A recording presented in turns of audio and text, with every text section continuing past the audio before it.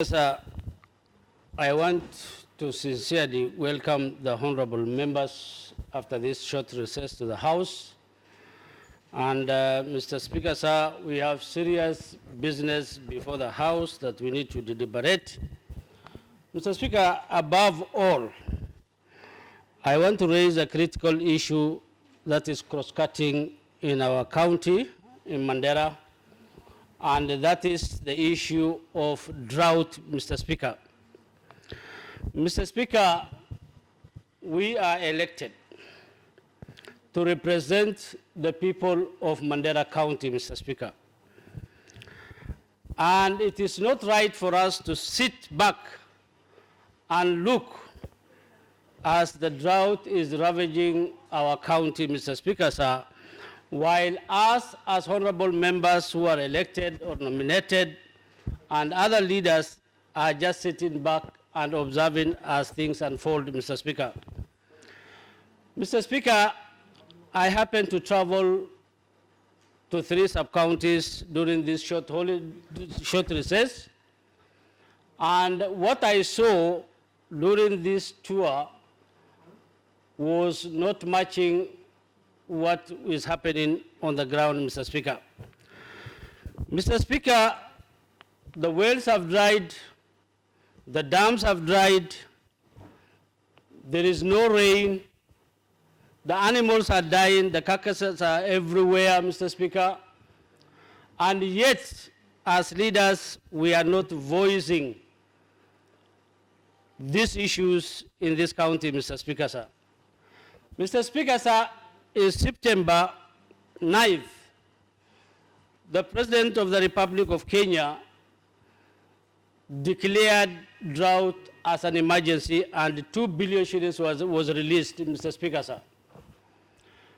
Mr. Speaker, I want to confirm to you that as people from Mandera County and as leaders from this county, we are yet to feel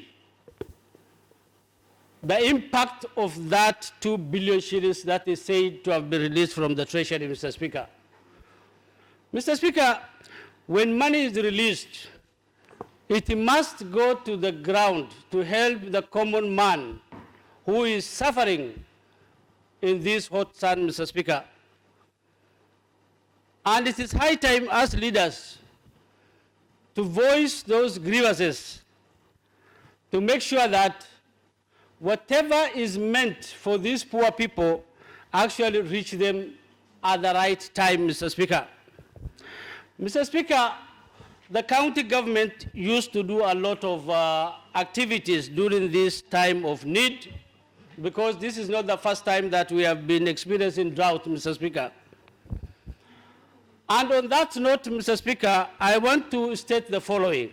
One, we want the department which is concerned with the drought, the national government department that is concerned with the drought, that is NDMA, to release an immediate report on the assessment of the drought situation in Mandera County that they have been undertaking as their mandate, Mr. Speaker, so that at least we get the necessary response within the shortest time possible.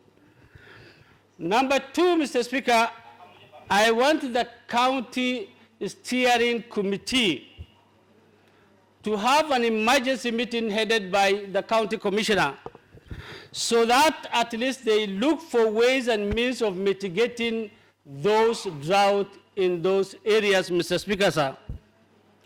3, Mr. Speaker, sir, I want the Department of Water and the county government of Mandera by extension to resume the water tracking that it has been doing for years, Mr. Speaker. As we are speaking now, they have not done massive water tracking yet. And yet, the animals are dying, the dams have dried, the people are trekking kilometers to look for this precious commodity, Mr. Speaker, sir. As a county, we receive 12 billion shillings every year, Mr. Speaker, sir. And we should be the last county to be talking of the issues of basic necessities in this county, Mr. Speaker.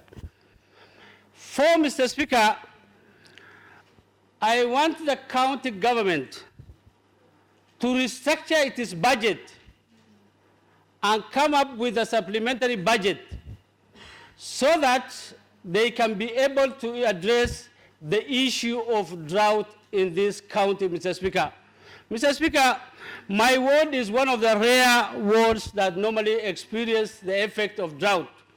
But as I am speaking now, the people of Ramu, Mr. Speaker, sir, whom I represent, are cutting down the mango trees so that at least they can feed their animals with those mango trees branches, Mr. Speaker, sir. And on the counter effect, Mr. Speaker, sir, they are also depriving themselves of the other livelihood, Mr. Speaker. Mr. Speaker, on this note, I want the county government of Mandera, headed by His Excellency Governor Roba, to go back to the drawing board and make sure that he addresses the issue of drought in this county. With that, Mr. Speaker, sir, I thank your office for giving me the chance.